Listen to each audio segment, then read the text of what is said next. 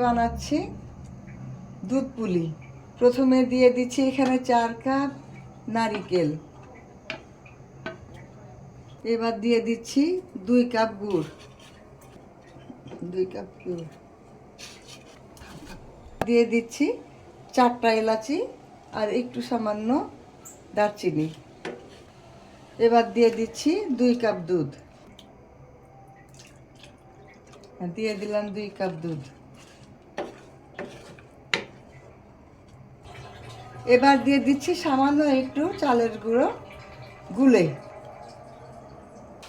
আমার পুরটা হয়ে গেছে, এখন পুরটা নামিয়ে নিব। হয়ে গেছে পুরটা, এখন আমি পিঠার জন্য একটা ডো তৈরি করব। ডো তৈরি করার জন্য পানি দিয়েছি, পানি ফুটে গেছে, একটু সামান্য একটু লবণ দিয়ে দিলাম। এখন দিয়ে দিচ্ছি চাউলের আটা।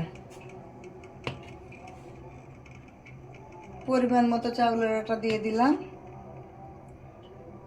এই যে ডোটা তৈরি হয়ে যাচ্ছে, এখন আটাটা সিদ্ধ হয়ে গেছে। আমার ডো তৈরি হয়ে গেছে, এখন আমি এটাকে পিঠা বানাবো। ডো তৈরি হয়ে গেছে, এখন আমি পিঠা বানাচ্ছি। এইভাবে বাটি বানিয়ে নিচ্ছি, এর মধ্যে পুর দিয়ে দিচ্ছি।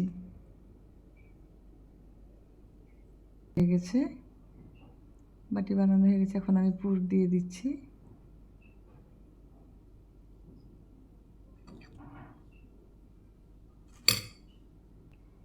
এই যে হয়ে গেছে আমার পিঠা।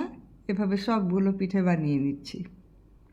হয়ে গেছে আমার পিঠা বানানো, এখন পিঠাগুলোকে দুধে সিদ্ধ করে নিব।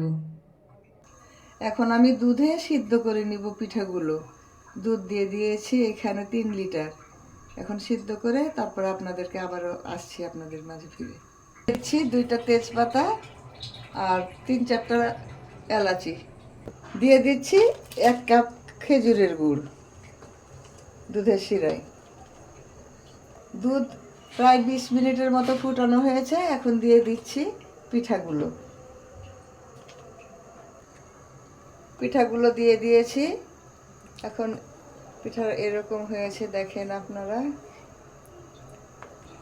প্রায় 18-20 মিনিট সিদ্ধ করব, করার পরে যেমন হয়ে আসছে বন্ধুরা, 18-20 মিনিট সিদ্ধ করে রেখে দেব। এখানে কিছু নারিকেল দিয়ে দিলাম, নারিকেল আর গুড় একসাথে মিক্স করে দিয়ে দিলাম। হয়ে গেছে আমার দুধ পুলি। এই যে দেখেন আপনার কত সুন্দর হয়েছে দুধ পুলিটা। আপনারা দেখে বলবেন কেমন হয়েছে আর আমাকে জানাবেন।